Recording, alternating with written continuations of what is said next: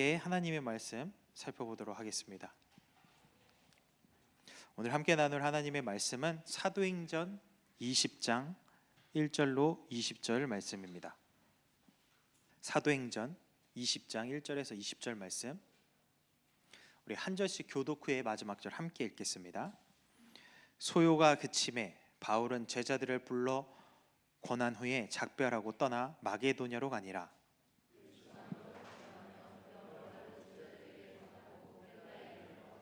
거기 석 달 동안 있다가 배 타고 수리아로 가고자 할 그때에 유대인들이 자기를 해하려고 공모함으로 마게도냐를 거쳐 돌아가기로 작정하니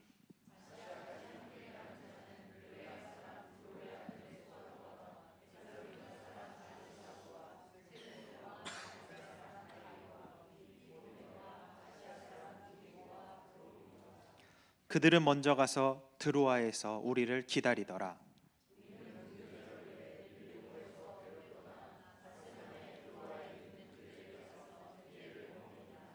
그 주간의 첫날에 우리가 떡을 떼려 하여 모였더니 바울이 이튿날 떠나고자 하여 그들에게 강론할세 말을 밤중까지 계속하매 유두고라 하는 청년이 창에 걸터 앉아 있다가 깊이 졸더니 바울이 강론하기를 더 오래 하매 졸음을 이기지 못하여 3층에서 떨어지거늘 일으켜 보니 죽었는지라.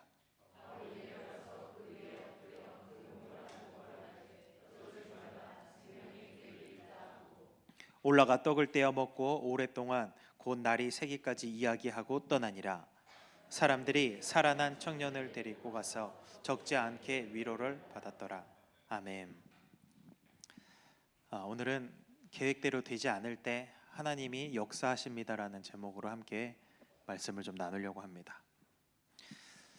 금요일이나 주일에 이제 교회 입구에서 성도님들과 함께 인사를 주고받으면서 요즘 어떻게 지내시는가 안부를 물으면 다들 어렵지만 그냥 버티고 계신다는 말씀들을 많이 하십니다.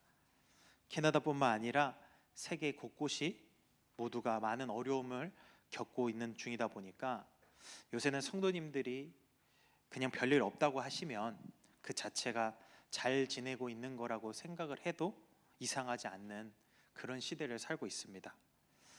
이렇게 다들 어려움을 겪고 있어서 그런지 화가 바뀌어 복이 된다라는 뜻을 가진 전화위복이라는 말이 이 시간들을 어떻게든 견디고 넘어서기 위해 많이 사용되고 있는 것 같아요. 어느 랍비가 혼자 여행을 하고 있었습니다. 이 랍비는 나귀 한 마리와 개 한 마리 그리고 작은 램프를 하나 가지고 있었어요. 랍비는 날이 저물자 어느 마을에 어귀에 있는 빈 헛간에서 하룻밤을 지내기로 했습니다. 나귀와 개를 헛간 앞에 둔 랍비는 헛간 안에 잠자리를 마련을 했어요. 그리고 이제 책을 읽기 위해서 책을 딱 폈는데 갑자기 불어든 바람 때문에 램프의 불이 꺼지고 맙니다. 랍비는 속으로 중얼거렸어요. 하필이면 책 읽으려고 할 때 바람에 불이 꺼질 게 뭐람. 랍비는 불이 꺼져 할 수 없이 그냥 잠을 자기로 결정했습니다. 그런데 그날 밤 여우가 와서 헛간 앞에 매어 있던 랍비의 개를 물어 죽이고 조금 있다가 사자가 와서 나귀도 물어 죽였습니다. 이튿날 아침에 죽어있는 이 나귀와 개를 보니까 랍비가 너무나 실망스러운 거예요. 그래서 혼자서 이제 외롭고 쓸쓸히 가던 길을 가야 했습니다. 랍비는 허탈해하면서 어느 한 마을로 갔는데 이상하게도 그 마을에는 남자들의 모습이 보이지가 않는 거예요. 랍비는 슬피 우는 한 여인을 발견하고 그 까닭이 무엇인가 물었습니다. 그랬더니 그 여인이 하는 말이 어젯밤에 갑자기 흉악한 도적대들이 쳐들어와 가지고는 마을의 사람들의 재산을 모두 빼앗아가고 거기에 남자들은 모두 다 죽였다라는 거예요. 랍비는 그 말을 듣고 조용히 생각해 보았습니다. 만약 어젯밤에 램프가 꺼지지 않았다면 나는 밤늦게까지 책을 읽었을 것이고 그렇다면 틀림없이 도적대에게 발각이 되었겠지. 그리고 여우가 개를 죽이지 않고 사자가 나귀를 죽이지 않았더라면 도적대들이 쳐들어왔을 때 개가 짖고 나귀가 소란을 피웠을 테니 나는 틀림없이 도적대에게 발견되어 죽음을 당했겠지. 랍비는 그제서야 자기가 나귀와 개를 잃고 램프의 불이 꺼진 덕분에 도적대에게 발견되지 않았음을 깨닫게 되었습니다. 우리도 인생을 살다 보면 이처럼 계획에 없는 예상치 못한 어려운 순간들을 마주하게 되는데요. 그 순간 여러분 마음에 가장 먼저 생기는 것은 어떤 것들인가요? 기독교인으로서 하나님께서 나를 인도하시는구나 라는 생각인가요? 아니면 왜 또 나에게 이런 일이 생긴 거야 하면서 불만스럽긴 마음들을 토해내시겁니까? 오늘 본문의 사도행전 20장은 19장에서부터 계속돼서 연결되고 있는 말씀입니다. 본문 1절에 보게 되면은 소요가 그침에로 시작이 되는데 소동이 그친 뒤라는 말이에요. 무슨 소동이 있었냐면은 앞장에서 바울이 19장의 에베소에서 성공적인 전도 사역을 수행하고 있을 때 소동이 벌어져요. 무슨 소란이냐면은 은을 녹여서 물건을 팔고 있는 이 은 세공업자들과 충돌이 일어나게 되는데 사도행전 19장 23절에서 29절 말씀 한번 읽어보겠습니다. 사도행전 19장 23절로 29절입니다. 함께 읽겠습니다. 시작.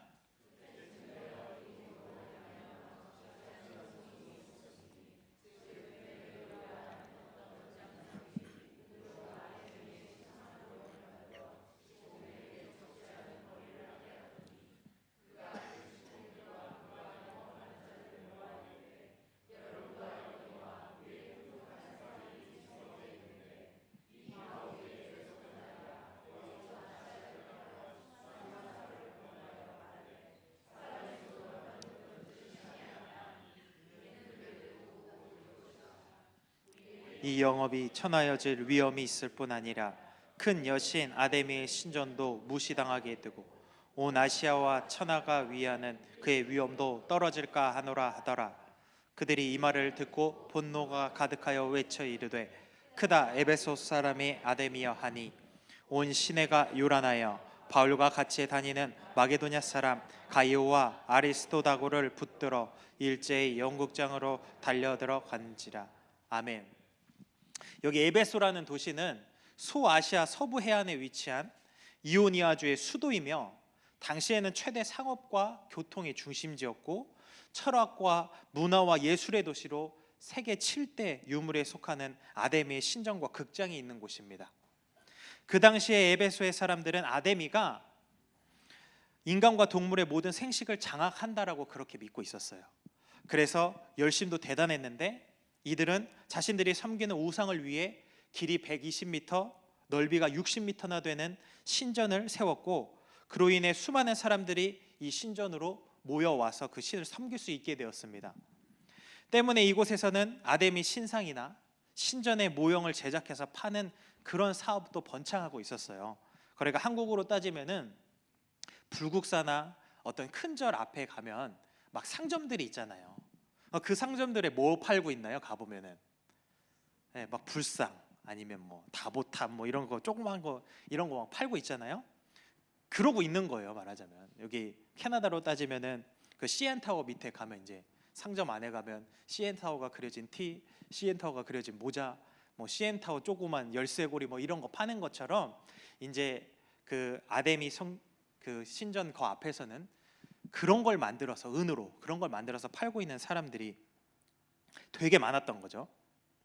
그런 장소에서 바울이 이곳에서 우상을 섬긴다라는 것은 잘못된 일이다. 26절에 손으로 만든 것은 신이 아니다. 이거 다 헛것이다 하면서 이 땅에 신은 하나님 한 분밖에 없다라는 것을 전한 거예요. 그랬더니 이 지역에 어떤 일이 일어났을까요?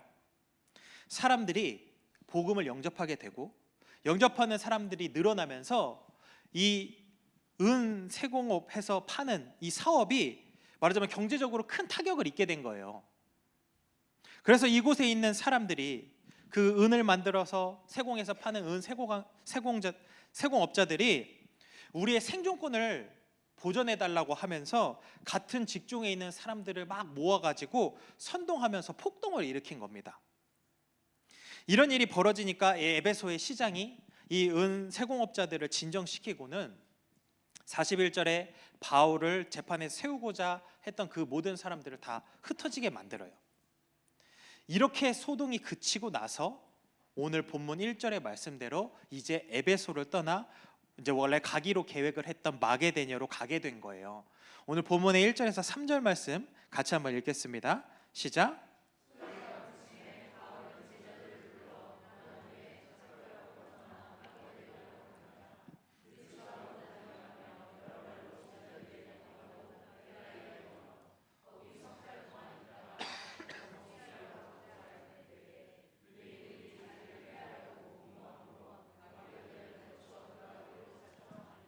아멘.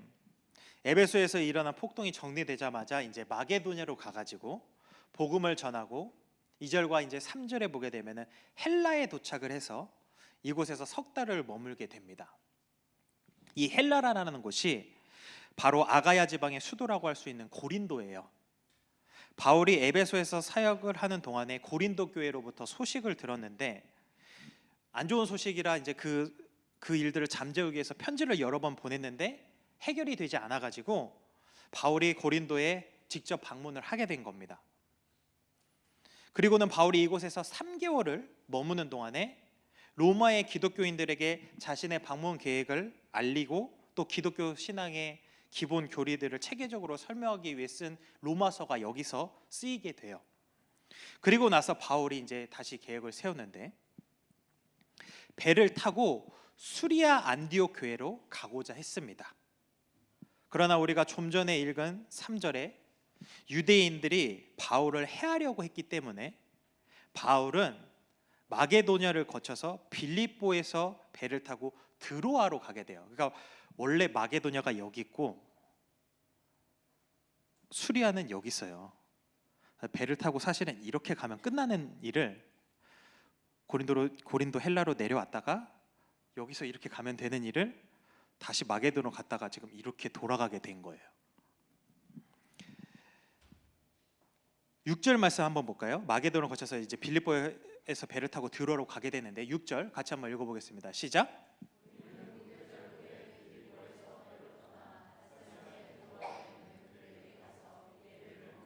아멘. 이렇게 해서 바울이 드로아에 도착을 하게 돼요.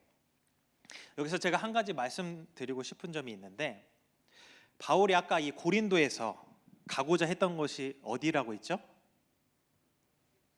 잘 듣고 계신 거죠? 네, 수리아라고 했죠. 여기 고린도, 여기 수리아, 여기 마게도냐. 네, 수리아라고 했어요. 근데 지금 있는 곳은 어디라고요? 드로아예요. 네, 드로아가 아니고 드로아. 네. 무엇을 의미하냐면은 우리가 어떤 목적을 가지고 꿈을 꾸고 계획하는 일들이 때로는 우리가 계획한 대로 이루어지는 때도 있지만 때로는 나의 뜻과 전혀 무관하게 전혀 예상치 못하는 일들을 만나게 되면서 예상치 못한 그런 경험들을 하게 될 수 있다라는 거예요. 계획된 대로 일이 이루어지면은 우리가 기분 좋게 그 일들을 이어가겠지만 전혀 예상 밖의 일들을 만나게 되면은 당황스럽기도 하고 불만족스러울 겁니다. 중요한 건 이 순간에 우리의 마음 상태인데요. 보통 계획대로 잘 일이 이루어지거나 맞춰지면은 우리는 하나님께 어떤 마음을 갖나요? 감사하는 마음을 갖죠. 근데 만약에 계획과 전혀 다르면요? 그때도 동일한 마음을 갖고 계십니까? 대답을 하지 않으셔도 됩니다. 제가 성경을 통해서 한번 추측을 해볼게요. 출애굽기 12장 보게 되면은 하나님께서 애굽에서 종살이하던 이스라엘 백성들을 탈출시키기 위해서 마지막으로 보인 이적이 유월절입니다. 이 유월절에 관한 말씀을 기록하고 있는데 하나님께서는 이 이적이 일어나면은 반드시 바로가 이스라엘 백성들을 내보낼 것이라고 그렇게 말씀을 하셨어요. 그러면서 너희들 앞으로 이 유월절 절기를 이제 지켜야 한다. 그 이유를 신명기 16장에서 이렇게 기록을 하고 있는데 같이 한번 읽어보겠습니다. 신명기 16장 1절에서 3절입니다. 시작.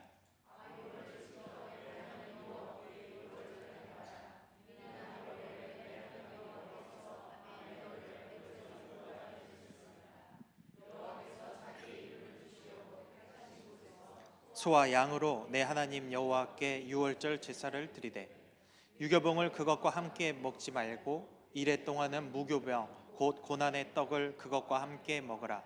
이는 내가 애굽 땅에서 급히 나왔음이니 이같이 행하여 내 평생에 항상 내가 애굽에 나온 날을 기억할 것이니라. 아멘. 3절에 이같이 행하여, 지금 이렇게 무교병을 먹고 뭐를 하고 해가지고 이렇게 해서 너희 이스라엘 백성들은 이 절개를 평생 지키면서 너희가 애굽 땅에서 어떻게 나왔는지, 하나님께서 어떻게 너희를 인도하였는지 평생토록 기억하라라는 거예요. 이 유월절 지키면서. 그렇게 해서 이스라엘 백성들이 나와요. 그런데 좀 있다가 바로가 군대를 이끌고 이스라엘 백성들을 잡아들이려고 쫓아오게 됩니다. 그러니까 그 모습을 보고 두려움에 빠진 이스라엘 백성들이 모세에게 이렇게 이야기를 해요. 출애굽기 14장 10절에서 12절입니다. 시작.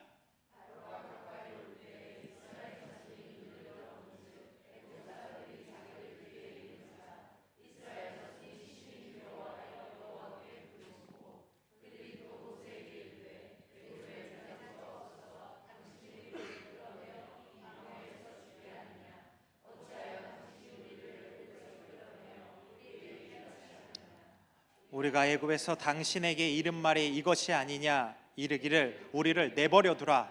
우리가 애굽 사람을 섬길 것이라 하지 아니하더냐. 애굽 사람을 섬기는 것이 광야에서 죽는 것보다 낫겠노라. 아멘. 이 백성들이 뭐라고 하나요? 우리 그냥 애굽에서 종살이하게 그냥 내버려 두라라는 거예요. 그렇게 얘기를 했는데 왜 굳이 우리를 데리고 와서 광야에서 죽게 만드냐라는 겁니다. 우리 원래 계획은 당시의 최대 문명 국가인 이집트에서 종으로라도 사는 거라는 거예요. 근데 모세, 네가 우리 계획을 완전히 바꿔서 광야로 데리고 나오더니 이제 여기서 너 때문에 죽게 되었다라는 겁니다. 이렇게 계획이 틀어지면 그 이유를 다른 사람에게서 찾으려고 하고 불평을 쏟아내는 모습이 나와요. 성도님들은 어떠신가요? 성경을 통해서 제가 그 사람들의 반응을 추측해 봤는데 제 추측이 맞습니까? 그런데 오늘 본문의 바울은요, 자신이 계획했던 일도 그렇지 않은 일도 모두 다 경험을 하지만 바울은 단 한 번도 자신이 마주하게 되는 그 어떤 일로도 불평이나 불만을 드러내지 않습니다. 저는 바울이 그럴 수 있었던 이유가 바로 하나님에 대한 믿음과 신뢰가 그만큼 두터웠기 때문이라 생각이 됩니다. 우리도 이 땅을 살아가면서 이런 일들을 무수히 마주치게 될 텐데요, 그 마주하는 순간에 때론 우리가 아프고 힘들고 마음이 상한다고 할지라도 주님께서 인도하고 계신다라는 것을 믿음으로 신뢰하며 나아가는 저와 여러분 되기를 소원합니다. 다시 본문으로 돌아와서 이제 드로아에서 바울에게 어떤 일이 일어나는지 한번 보겠습니다. 사도행전 20장 7절에서 9절 말씀입니다. 함께 읽겠습니다. 시작.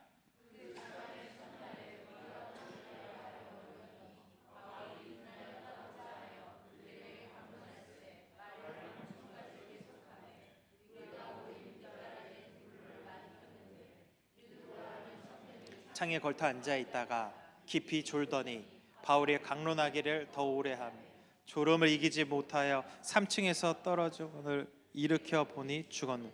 아멘.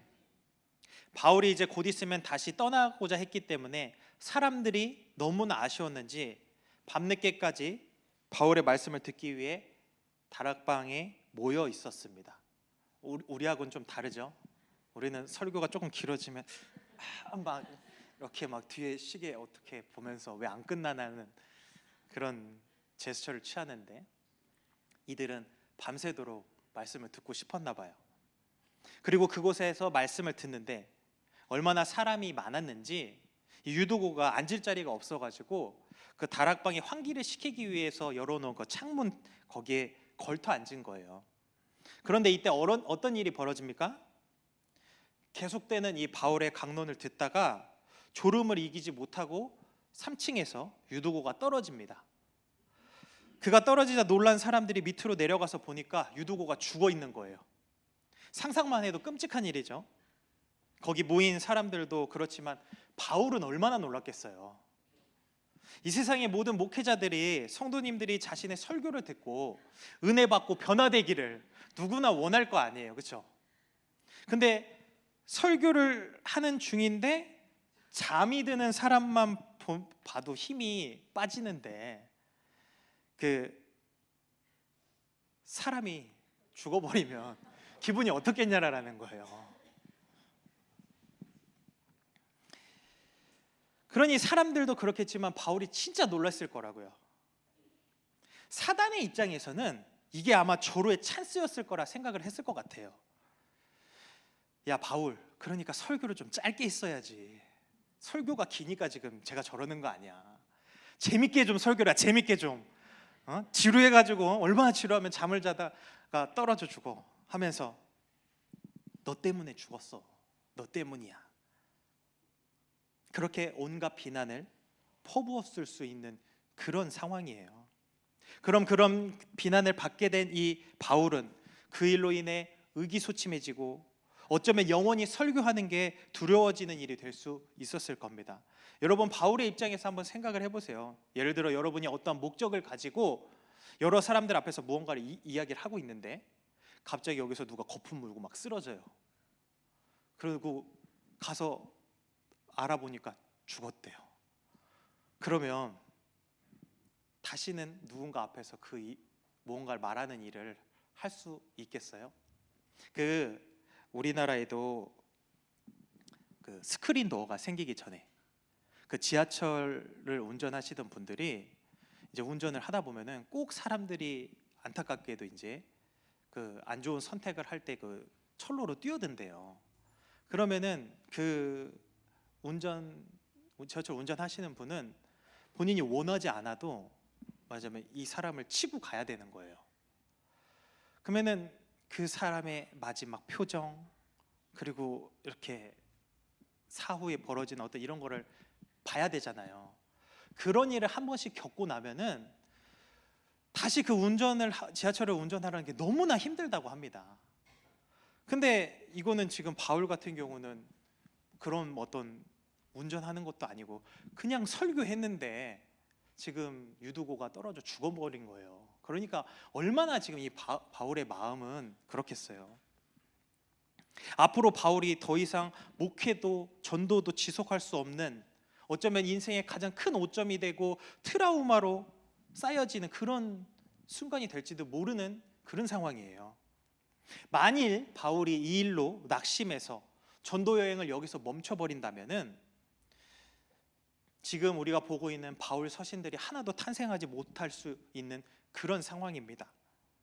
우리가 평소에 이 유두고의 얘기를 듣거나 성경을 읽으면서 우스갯소리로 와 바울은 설교를 진짜 못했나 보다, 진짜 재미없었나 보다, 뭐 이렇게 이야기를 하곤 하는데 당시에 이 일을 겪는 성도님들은 또 바울은 예기치 못한 일에 너무나 당황하며 놀랐을 거예요.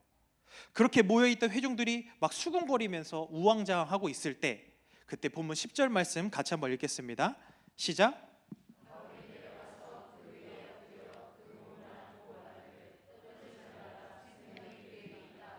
아멘. 바울이 황급히 내려가가지고 유두고에게 했던 행동은 엘리사가 수냄 여인의 아들이 죽었을 때 했던 행동과 좀 유사합니다.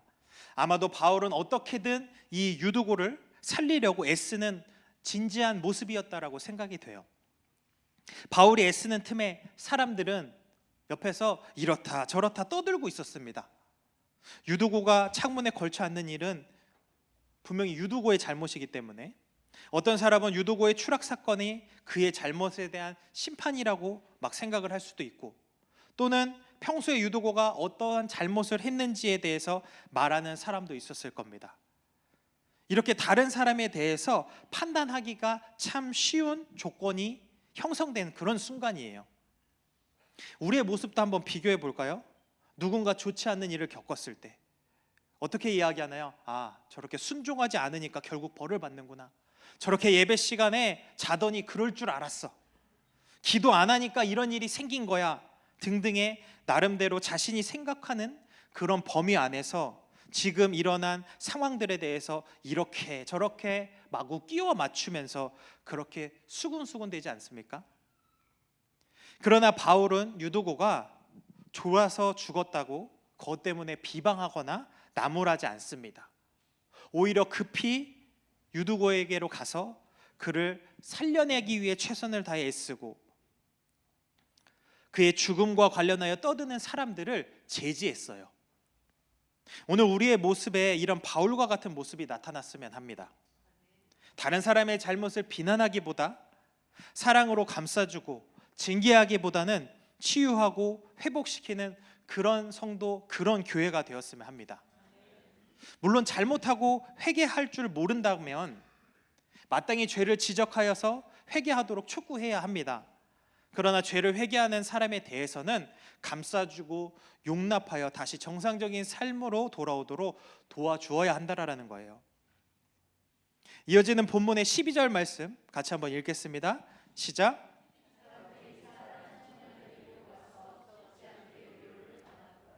네, 바울이 그렇게 애쓰니까 유두고가 살아나게 돼요. 그리고 이 일을 통해서 사람들이 위로를 받았다고 합니다. 유두고의 이름의 뜻은 복되다, 다행이다라는 의미입니다.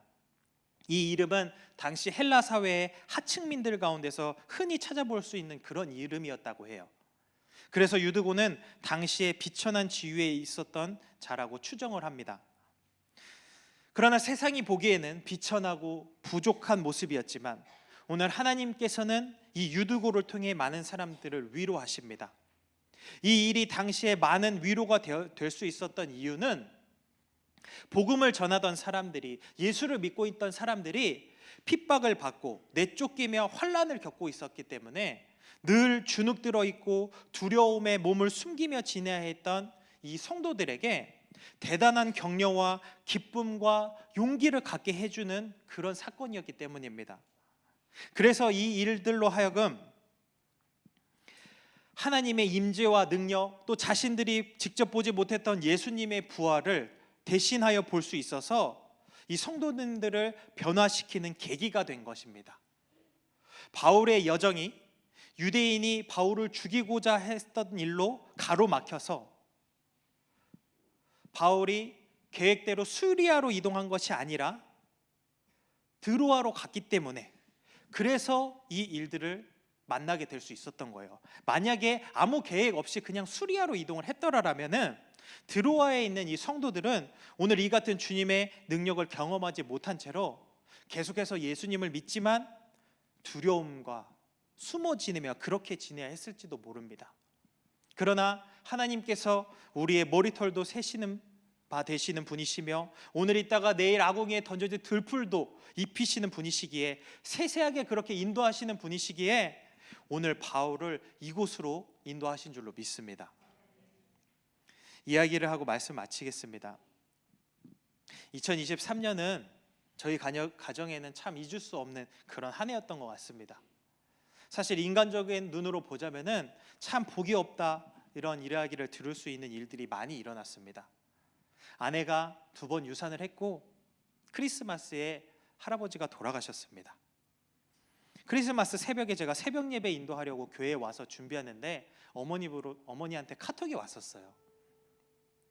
제가 예배에 방해될까 봐 일단 읽지 않고 우선 새벽 예배를 마치고 나서 메시지를 확인했습니다. 할아버지가 위독하다고 하시더라고요. 연세가 있으셔서 작년에 7월부터 그렇다라고 이야기가 계속 있어왔기 때문에 늘 마음에 준비를 하고 있으면서 지금 가봐야 되나 말아야 되나 그렇게 고민을 하고 있었는데, 그날은 어머니와 통화를 해보니까 진짜 심각하더라고요. 연말이라서 비행기 티켓이 굉장히 비싸고 또 구하기도 어려운 상황인 중에 겨우 한 자리 구해가지고 저 먼저 출발했습니다. 그리고 아내와 주영이는 다음 날 비행기 티켓 구해서 한국으로 오게 됐어요. 제가 그렇게 급히 한국에 가서 당연히 가족들이 공항으로 마중 나와 있을 거라고 생각을 하고 이제 전화를 했는데, 제가 비행기를 타고 오는 사이에 할아버지가 돌아가셨다라는 이야기를 듣고 장례식장으로 오라고 그렇게 통화를 하게 됐습니다. 살아계실 때 마지막으로 기도드리고 싶은 마음에 일찍 출발한다고 출발했는데 너무 안타깝게도 할아버지를 생전에 뵙지는 못하고 장례식을 치를 수밖에 없게 되었어요. 아내와 주영이도 다음날 곧바로 도착해서 장례식에 참석했습니다.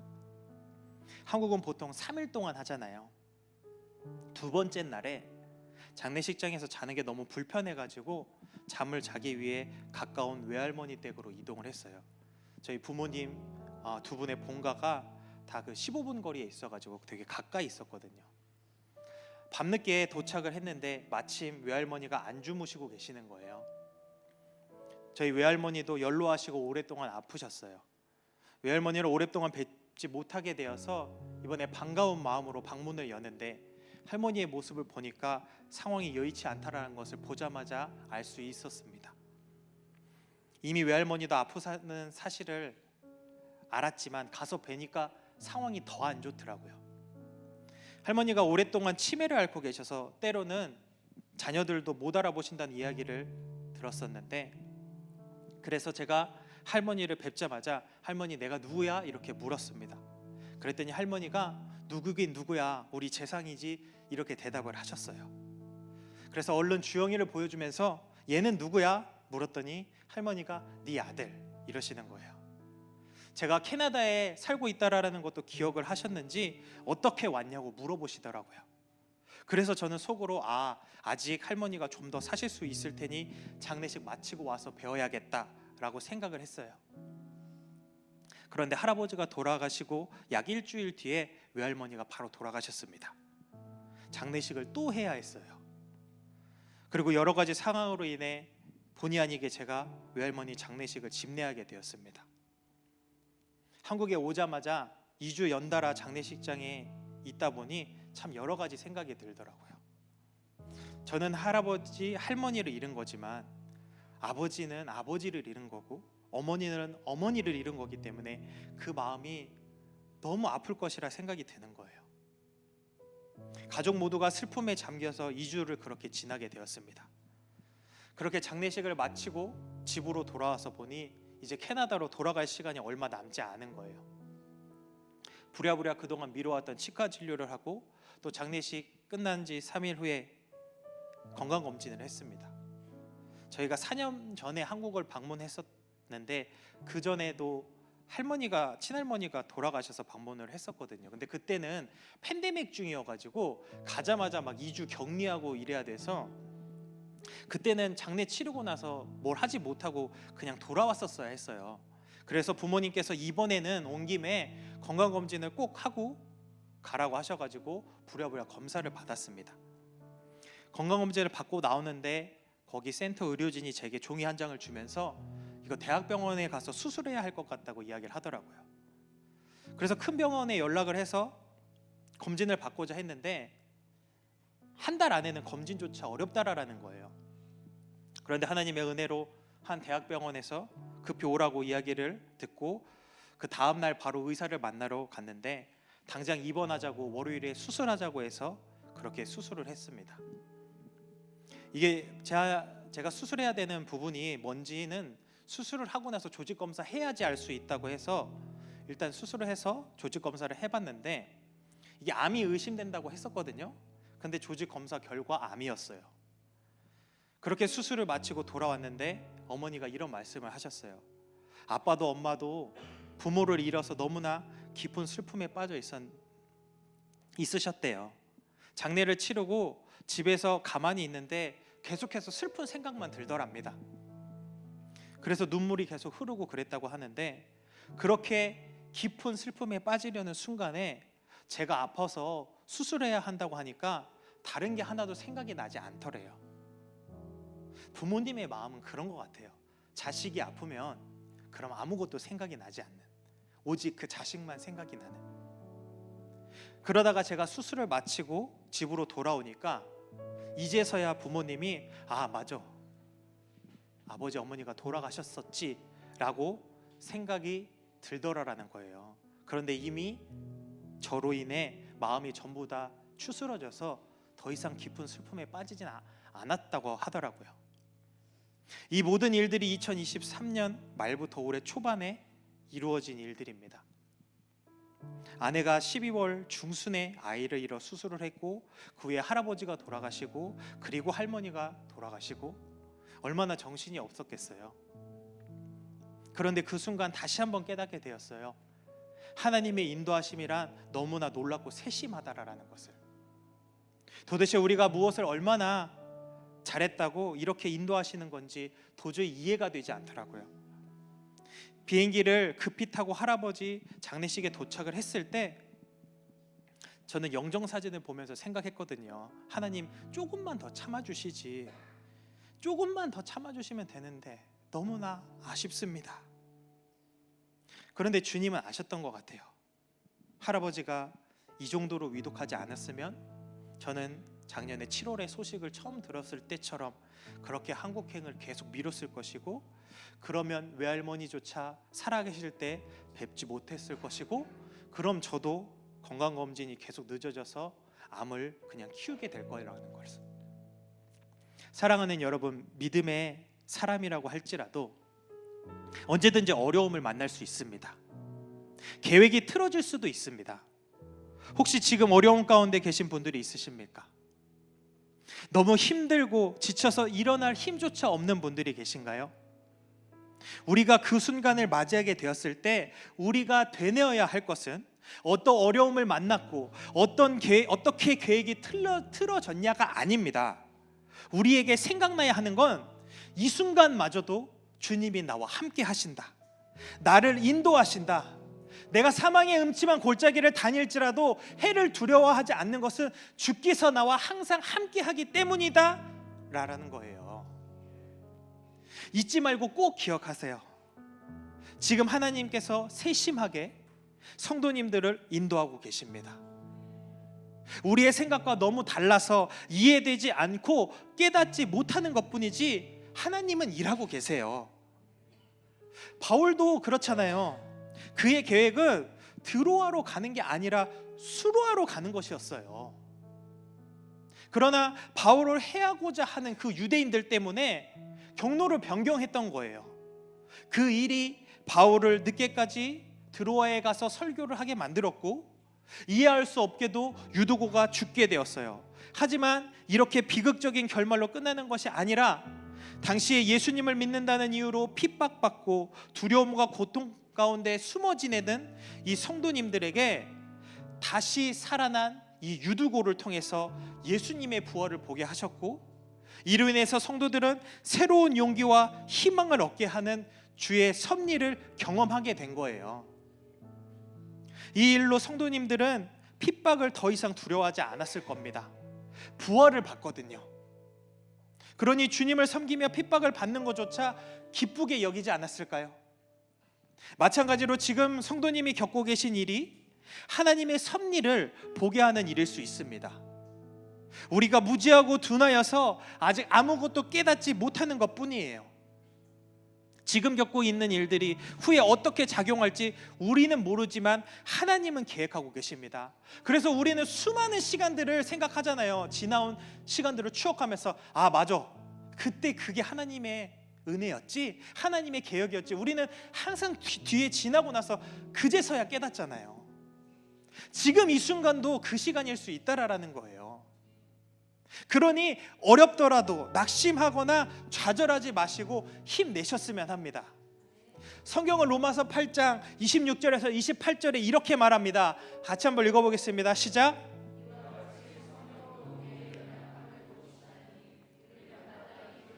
알지 못하나 오직 성령이 말할 수 없는 탄식으로 우리를 위하여 친히 간구하시느니라. 마음을 살피시는 이가 성령의 생각을 아시나니 이는 성령이 하나님의 뜻대로 성도를 위하여 간구하심이니라. 우리가 알거니와 하나님을 사랑하는 자 곧 그의 뜻대로 부르심을 입은 자들에게는 모든 것이 합력하여 선을 이루니라. 아멘. 아멘이십니까? 혹 우리 앞에 예기치 못한 상황들로 인해 고통받거나 계획이 흐트러져 고민에 빠진 분들이 계신가요? 오늘 믿음의 눈으로 주께서 하실 일들을 바라보시며 요동치려 하는 나의 마음을 주의 말씀으로 잠재우기를 소원합니다. 내가 열심히 노력하고 애쓰고 힘써서 전세를 뒤집는 것을 세상에서 전화위복이라고 한다면, 하나님께서 전적으로 개입하셔서 그로 말미암아 전세가 뒤집게 되는 것을 성경은 은혜라고 말합니다. 오늘 그 은혜의 주체가 되시는 하나님께서 반드시 우리가 생각지도 못한 일들을 우리 가운데 역사하실 것입니다. 우리 이 시간 함께 찬양하고 기도할 텐데요, 사랑하는 여러분, 하나님께서 태초부터 지금까지 저와 여러분에게 주신 성경의 약속을 단 하나도 빠짐없이 다 지켜오셨습니다. 그래서 지금 이 순간도 우리는 힘겹다고 느낄지 모르지만 하나님에게는 지금 이 순간이 우리를 위해 약속을 이루어가는 그런 순간들인 줄로 믿습니다.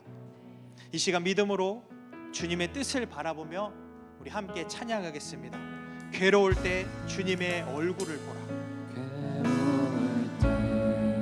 주님의 얼굴 보라. 평화의 주님 바라보아라. 세상에서 시달린 친구들아, 위로의 주님 바라보아라. 다시 한번 찬양하겠습니다. 괴로울 때